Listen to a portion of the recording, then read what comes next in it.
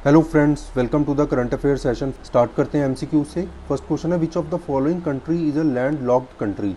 इसका correct answer है option D, that is Paraguay. Second है, the poverty and un British rule in India was written by. इसका correct answer है option B, that is Dadabhai Naoroji. Third question है, which of the following platform has been unveiled by central government for better industry and R&D collaboration. इसका correct answer है option C, that is मंथन। And fourth question है, which of the following nationalist leaders home has been honored with blue plaque in London। इसका correct answer है option B, that is Dadabhai Naoroji. Last session के MCQs देख लेते हैं। इनके answers आप हमें कमेंट सेक्शन में कमेंट करके बता सकते हो। फर्स्ट क्वेश्चन है, which of the following statement is incorrect. Incorrect बताना आपने regarding the eligibility for a high court जज। सेकेंड है, which of the following countries will be part of Vostok east exercise 2022। Third है, consider the following statement regarding organisation of the petroleum exporting countries, that is OPEC. तो ये आपने बताना है। And the fourth is, where is the 10th edition of Asian textile conference begin.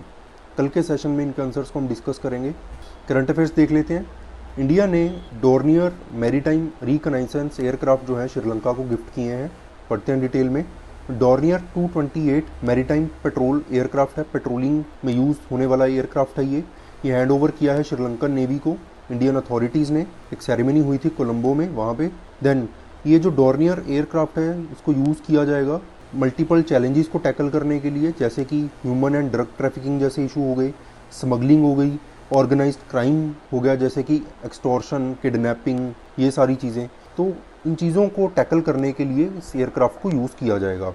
Indian navy ने already जो training है, extensive training provide की है श्रीलंकन नेवी एंड एयरफोर्स के पर्सोनल्स को इस एयरक्राफ्ट को ऑपरेट करने के लिए। डोर्नियर जो है ये ट्विन इंजन एयरक्राफ्ट है, डबल इंजन है, यूज्ड बाय इंडियन नेवी इसको यूज़ करती है, कोस्ट गार्ड इसको यूज़ करता है एंड इंडियन एयरफोर्स भी इसको यूज़ करती है। इसको मैन्युफैक्चर किया है, इंडिजिनसली मैन्युफैक्चर्ड है ये हिंदुस्तान एरोनॉटिक्स लिमिटेड ने, जो कि जिन्होंने लाइसेंस लिया था एक्सविस कंपनी से, RUAG रुआक कंपनी से लाइसेंस लेकर इन्होंने मैन्युफैक्चर किया है HAL ने। तो ये आपने याद रखना है। नेक्स्ट देखते हैं, डिफेंस मिनिस्टर राजनाथ सिंह ने F-इंसान सिस्टम जो है ये इंडियन आर्मी को हैंड ओवर किया है। इन्फास stand for future infantry soldier as a system. और ये फुल गियर जो है इसमें AK-203 असॉल्ट राइफल होगी, जो कि एक Russian origin magazine field assault rifle है। पूरा पढ़ते हैं डिटेल में F-इंसान सिस्टम के बारे में। राइफल जो है इसकी 300 मीटर्स तक रेंज होगी। इंडियन रशिया जॉइंट वेंचर में इसको बनाया गया था AK-203 को। Then helmet mounted night vision facility जो है यहाँ पे आप देख सकते हो पिक्चर में भी, ये इसमें दी गई है। देन हेलमेट एंड वेस्ट जो है, बुलेट प्रूफ जैकेट जो है, ये प्रोटेक्ट कर सकती है 9 mm की एमुनिशन से, और इवन AK-47 असॉल्ट राइफल की गोली से भी प्रोटेक्ट कर सकती है। देन हैंड्स फ्री हेडसेट है यहाँ पे प्रोवाइड किया गया है कम्युनिकेशन के लिए। यहाँ पे आप देख सकते हो पिक्चर में ये हेडसेट दिया गया है। देन सर्वाइवेबिलिटी के लिए इन्फेंट्री जो सोल्जर है उनको एक बैलिस्टिक हेलमेट दिया जाएगा जो बुलेट्स को झेल सकता है। बैलिस्टिक गोगल्स दिए जाएंगे, पिक्चर में भी आप देख सकते हो। बुलेट प्रूफ वेस्ट दी जाएगी, एल्बो पैड्स दिए जाएंगे, नी पैड्स भी इसमें अवेलेबल होंगे। इसको डिज़ाइन किसने किया है? Defence research and development organisation, that is DRDO ने। और इंडिया का टारगेट है, इंडिया का एक स्कीम है डिफेंस मॉडर्नाइजेशन प्रोग्राम, उसके अंडर ये इन्फेंट्री सोल्जर जो किट है ये F-इंसान ये डेवलप की गई है। नेक्स्ट देखते हैं, सफाई मित्र सुरक्षा शहर। गवर्नमेंट डेटा के हिसाब से 500 सिटीज़ जो हैं अक्रॉस इंडिया, उन्होंने डिक्लेयर किया है अपने आप को सफाई मित्र सुरक्षित शहर। और ये जितनी भी सिटीज़ हैं इन्होंने सफिशेंसी अचीव की है in terms of institutional capacity, then equipments में, मैन पावर में, as provided by ministry and housing affairs. पढ़ते हैं डिटेल में। सिटीज़ जो हैं, ऑल सिटीज़ ये प्रोवाइड करेंगी सेफ वर्किंग कंडीशन सफाई मित्रास के लिए। सफाई मित्रास बेसिकली कौन है? जो सफाई के काम में इन्वॉल्व हैं, जैसे कि मैनुअल स्कैवेंजर्स हो गए। देन सफाई मित्रा सुरक्षित शहर डिक्लेरेशन जो है ये इन लाइन है with goal of promoting sustainable sanitation practices under Swachh Bharat mission urban.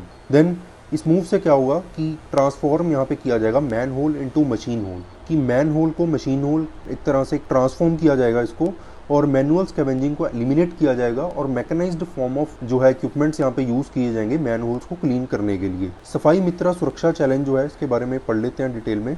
Union minister of housing and urban affairs ने ये लॉन्च किया था on the occasion of world toilet day, जो कब ऑब्जर्व किया जाता है? नवंबर 19 19 को, और ये जो डिक्लेयर किया गया था सफाई मित्र सुरक्षा चैलेंज, ये डिक्लेयर किया गया था on the world toilet day on November 19 2020, और ये लॉन्च किया गया था across 243 cities of India.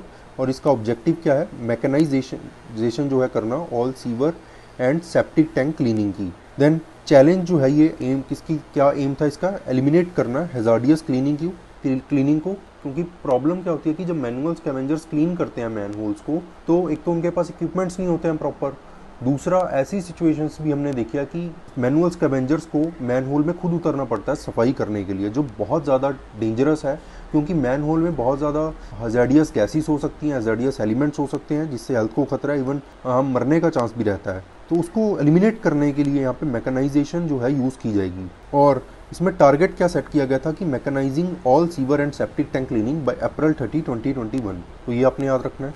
Next देखते हैं national security strategies conference 2022। Home minister है श्री अमित शाह जी, इन्होंने इनॉग्रेट की है नेशनल सिक्योरिटी स्ट्रेटेजीज कॉन्फ्रेंस 2022। इस कॉन्फ्रेंस के दौरान यूनियन मिनिस्टर ने हाईलाइट किया कि ह्यूमन इंटेलिजेंस कितनी ज़रूरी है टेररिज्म को फाइट करने के लिए। पढ़ते हैं डिटेल में। कॉन्फ्रेंस जो है इसको अटेंड किया था 600 के अराउंड ऑफिसर्स थे इसमें, इंडिया के वर्चुअल एंड फिजिकल मोड्स में थे। देन फर्स्ट डे में ऑफिसर्स जो है उन्होंने डिस्कशंस की डिफरेंट सब्जेक्ट्स को लेकर नेशनल सिक्योरिटी के। इसमें काउंटर टेररिज्म हो गया, रेडिकलाइजेशन हो गया, काउंटर ड्रोन टेक्नोलॉजी होगी। हमने देखे हैं इंस्टांसेस की कैसे ड्रोन टेक्नोलॉजी यूज़ की जा रही है पाकिस्तान द्वारा, और इंडिया में वेपन सप्लाई किए जा रहे हैं। Then issues related to cryptocurrency, ये सबसे बड़ा चैलेंज है। क्रिप्टो करेंसीज जो है एज वी नो कि ये इंक्रिप्टेड होती है और इसको ट्रेस करना पॉसिबल नहीं है। तो इस वजह से क्या हो रहा है कि क्रिप्टो करेंसीज ऑर्गेनाइज्ड क्राइम में यूज़ हो रही है, और ड्रग स्मगलिंग, ह्यूमन ट्रैफिकिंग जैसे केसेस में क्रिप्टो करेंसी का यूज़ किया जा रहा है, इवन टेररिज्म में भी। देन माओइज्म को लेकर, माओइस्ट आउटफिट्स जो हैं उनको लेकर जो चैलेंजेस हैं इनके ऊपर भी डिस्कशंस की गई। यूनियन मिनिस्टर ने यहाँ पे हाईलाइट किया कि क्या इंपॉर्टेंस है डिस्ट्रिक्ट लेवल पुलिस ऑफिसर्स की इन टेरर हॉटस्पॉट्स को मार्क करने में। Then national security strategy conference जो है यहाँ पे टॉप लीडरशिप जो है ये लेकर आती है ताकि नेशनल सिक्योरिटी चैलेंजेस को एड्रेस किया जाए। Police officers, security practitioners and experts जो हैं स्पेशलाइज्ड फील्ड से, इन्होंने इस कॉन्फ्रेंस में पार्ट लिया। देन इसी मौके पे क्या लॉन्च किया गया है, national automated finger identification system that is NAFIS. इसको इनॉग्रेट किया गया था 16 अगस्त 2022 को, अमित शाह जी ने इनॉग्रेट किया है। इसको डेवलप किसने किया है, नेशनल क्राइम रिकॉर्ड ब्यूरो ने। ये सिस्टम किस चीज़ में हेल्प करेगा, डिस्पोजल ऑफ केसेस को सॉल्व करने में हेल्प करेगा इन easy and quick manner by using centralised fingerprint database. कि जितने भी क्रिमिनल्स हैं उनका एक डेटाबेस है हमारे पास, उस डेटाबेस की मदद से यहाँ पे जो क्राइम है उसको सॉल्व किया जाएगा।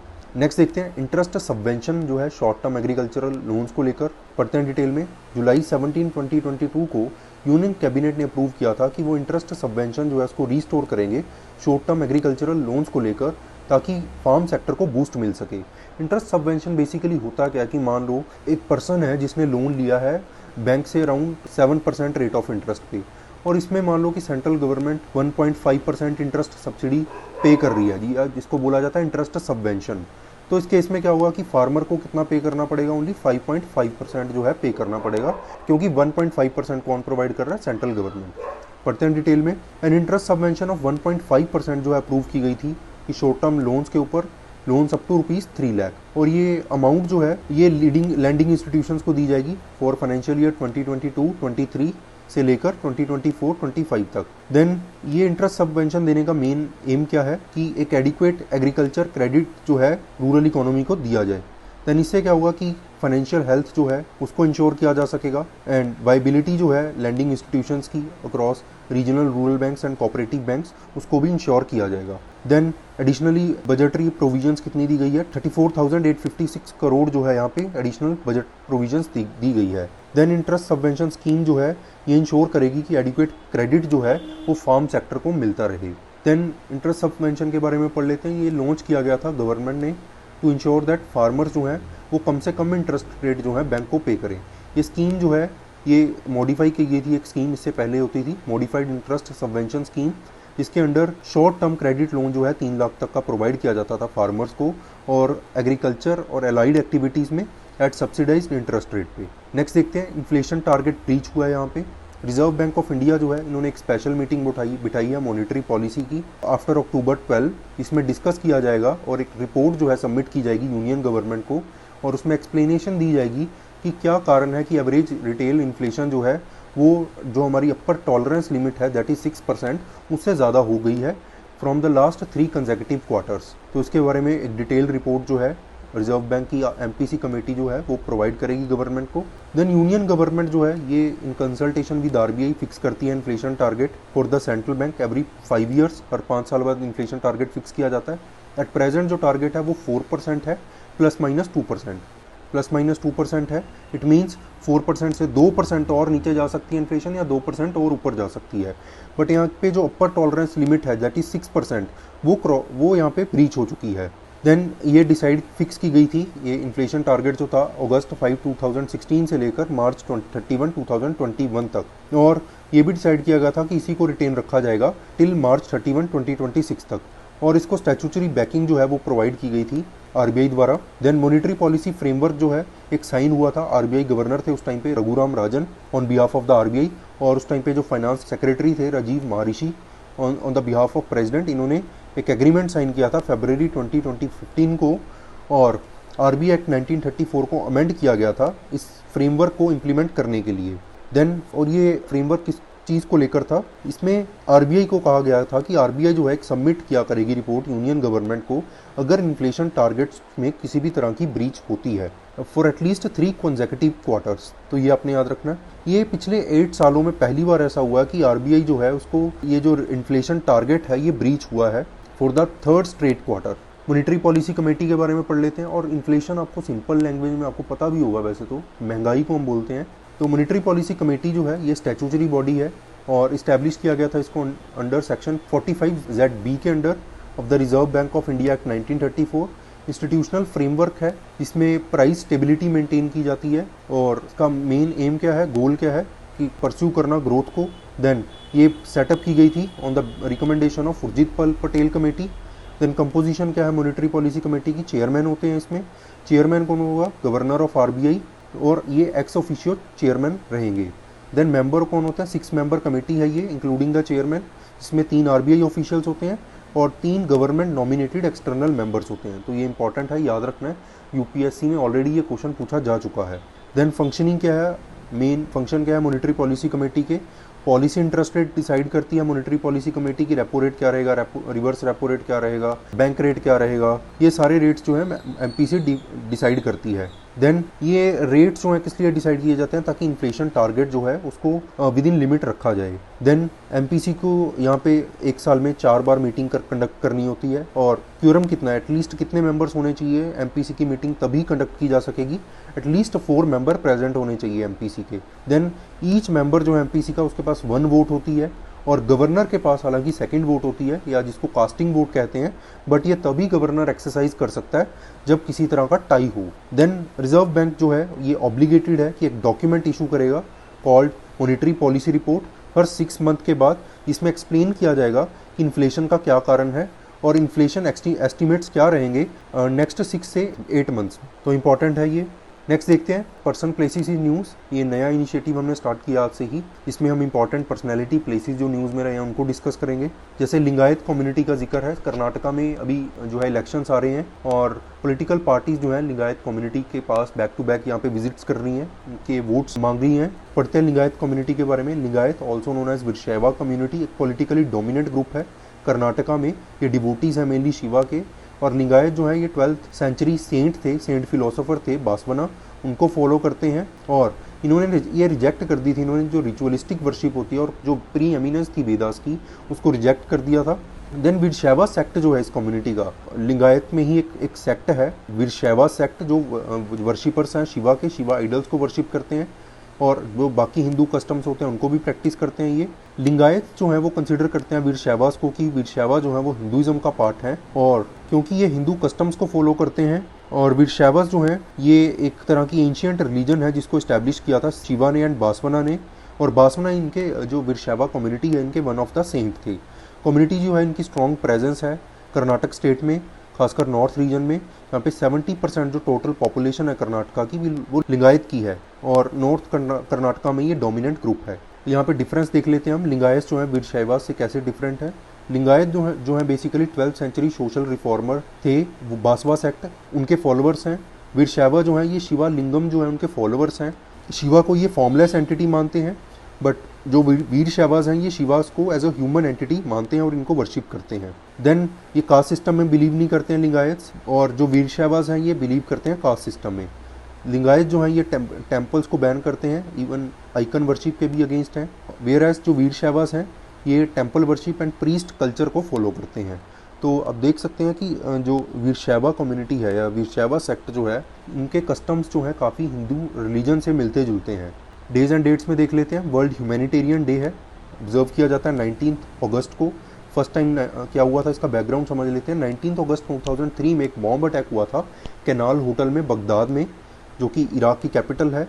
यहाँ पे 22 ह्यूमैनिटेरियन एड वर्कर जो है वो मारे गए थे, including human special representative of the secretary general for Iraq, उनका नाम है सर्जियो वियरा डे मेलो।